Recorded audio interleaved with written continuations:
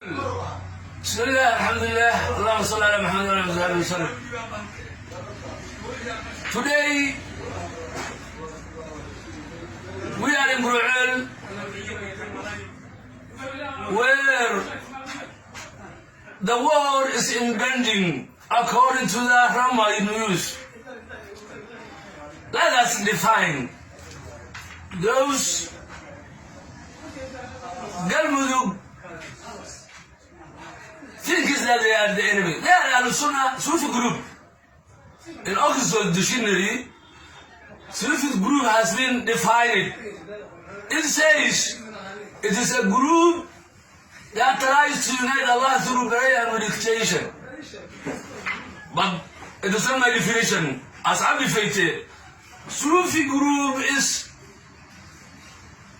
a Muslim group that tries to connect to Allah through prayer and meditation and doesn't differentiate gold from the clay.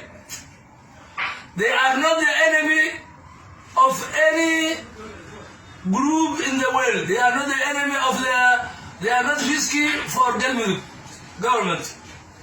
They are not risky for federal government. They are not risky the world as a whole. Because they defend their religion. They perform their prayers. But the real enemy that exists in this world is Al-Shabaab, who are not the enemy of not Galmudug and federal, but the enemy of the mankind, the whole world.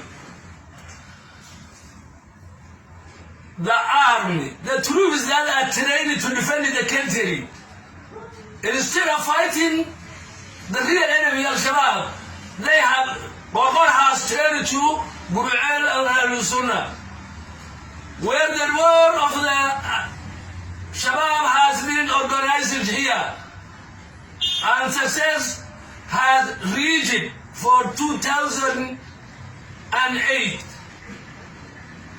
By the way,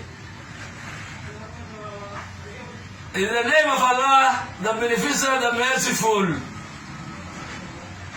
any group, any government, regardless of Galmudug and the federal troops, if the whole world tries to eradicate Al-Sunnah and invade, they will defeat.